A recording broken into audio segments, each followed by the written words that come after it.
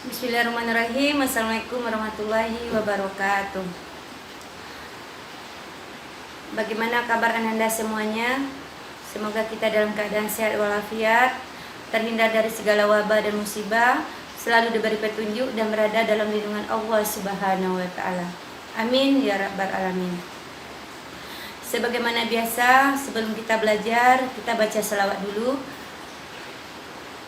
Maulaya salli wa sallim daiman abadan ala habibika khairi halki kullihim.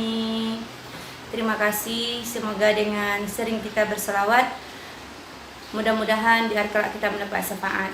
Amin ya rabbal alamin. Hari ini jumpa lagi dengan Ibu mengasuh mata pelajaran fisika. Harapan Ibu semoga kamu bisa belajar dengan baik. Walaupun kita dalam suasana pandemi, kamu harus semangat, tekun belajar, tetap berkarya demi memberikan yang terbaik untuk negeri. Kali ini kita belajar tentang lidah statik. Sebelum kita masuk ke materi, mungkin ada yang tahu apa yang dimaksud dengan kapal selam. Kapal selam memiliki massa jenis yang lebih berat ketimbang massa jenis air laut. Tapi, kenapa kapal selam itu bisa dia mengapung di atas permukaan laut, bisa tenggelam di dasar laut, dan bisa melayang di dalam air laut? Penasaran kan jawabannya? Nah, untuk lebih tahu jawabannya, yuk kita belajar dengan antusias. Nah, untuk pelidah statik ini, yang pertama ada hukum-hukum pada pelidah statik. Sebelum kita lanjut, pelidah. Apa itu pelidah? Pelidah adalah zat yang dapat mengalir. Contohnya, air, minyak, oli, udara, dan lain sebagainya. Nah, pelidah itu terbagi kepada dua macam. Pelidah statik, yang kedua pelidah dinamik. Apa perbedaan antara kedua ini? Yang pertama, pelidah statik adalah pelidah yang dalam keadaan diam. Contoh, air yang berada dalam gelas, dalam drum, dalam bak mandi. Itu contoh daripada pelidah statik. Sedangkan pelidah dinamik yaitu pelidah yang dalam keadaan bergerak. Contoh, air yang mengalir di sungai. Kemudian ada angin laut dan ada angin darat. Kemudian air sumur bisa mengalir ke rumah melalui perantara pipa. Nah, pada pelidah statik ini, yang pertama kita bahas dulu ada yang namanya tekanan.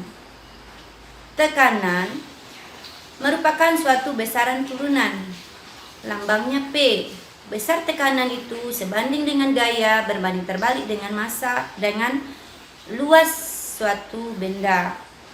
Atau P sama dengan F/A.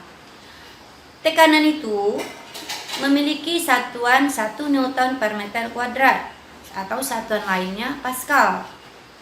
Ada lagi satuan lainnya dalam bentuk bar, ATM, cm Hg, dan ada dalam bentuk tor, yang mana 1 bar itu sama dengan 10⁵ Pascal.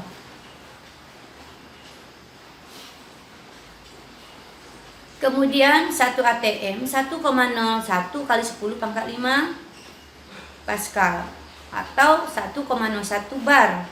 Kemudian ada lagi satuan lain yaitu Torricelli untuk memberikan penghargaan kepada penemunya, yaitu Torricelli, yaitu 1 tor itu sama dengan 1 mm Hg.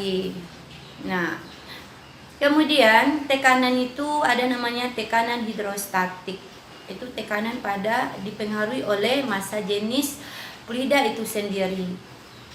Berapa besar tekanan itu? Yaitu P sama dengan Rho GH, massa jenis dikali gravitasi dikali dengan ketinggian daripada suatu fluida. Yang kedua, ada lagi namanya tekanan Gauge. Tekanan Gauge ini merupakan selisih tekanan yang tidak diketahui dengan tekanan atmosfer. Rumusnya P sama dengan P Gauge ditambah dengan P ATM.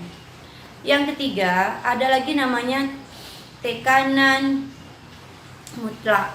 Tekanan mutlak itu besarnya P sama dengan P0 ditambah Rho GH. Tekanan mula-mula ditambah Rho massa jenis, G gravitasi, H ketinggian.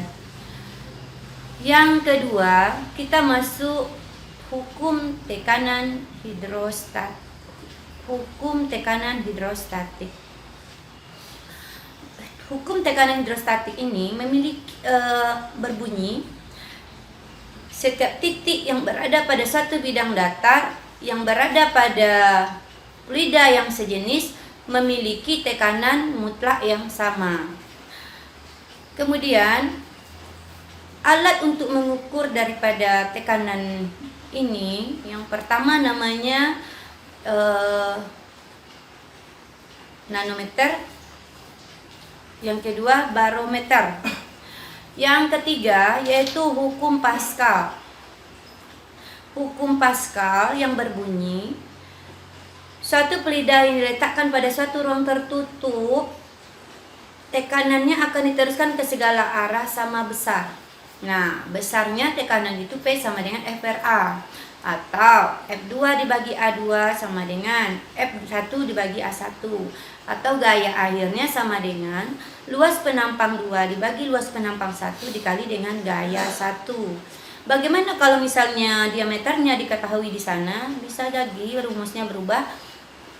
Gaya 2, gaya akhir sama dengan diameter 2 dibagi diameter 1 dikuadratkan dikali dengan gaya 1. Apa aplikasi daripada hukum Pascal dalam kehidupan sehari-hari? Yaitu dongkrak hidrolik. Untuk lebih jelasnya silakan kamu cari apa itu dongkrak hidrolik. Dongkrak hidrolik ini biasanya digunakan pada bengkel sebuah kendaraan atau mobil, kemudian juga pada tempat cucian ya. Kemudian yang keempat yaitu hukum Archimedes.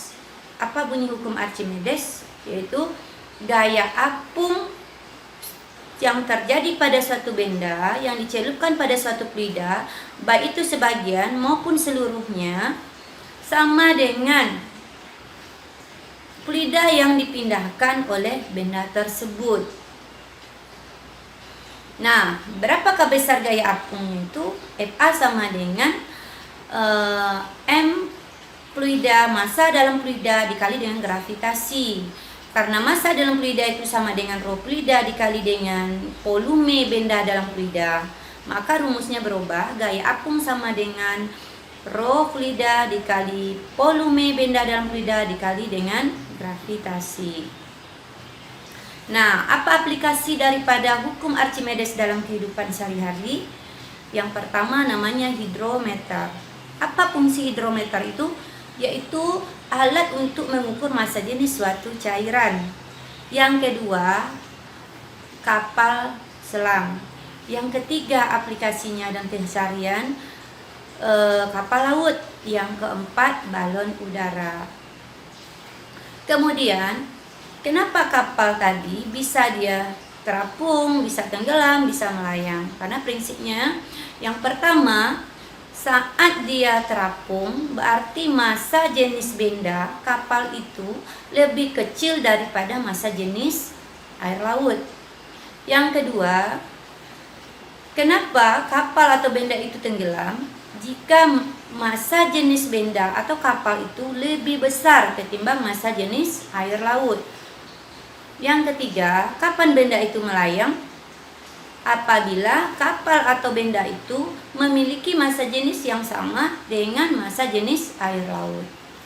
Nah, itu materi kita hari ini. Jadi dari materi yang Ibu sampaikan tadi, bisa disimpulkan bahwa fluida statik itu ada hukum-hukum fluida statik. Yang pertama tekanan, yang kedua hukum tekanan hidrostatik, Yang ketiga, hukum Pascal. Yang keempat, hukum Archimedes. Aplikasi masing-masing sudah jelas. Nah, untuk tugas kamu di rumah, silahkan kamu kerjakan halaman 147. Kerjakan soal objektif 1-5, yaitu uji kompetensi bab 3 itu di buku Fisika kelas 11 Martin Kanginan, penerbit Erlangga. Dikumpul untuk minggu depan. Silakan materi ini diulang, dipelajari di rumah, serta kerjakan tugas tadi. Nah, untuk minggu depan silakan juga baca materi tentang fluida dynamics. Demikianlah pertemuan kita hari ini. Ibu cukupkan sampai di sini. Lebih dan kurang Ibu mohon maaf. Wabillahi taufiq wal hidayah. Assalamualaikum warahmatullahi wabarakatuh.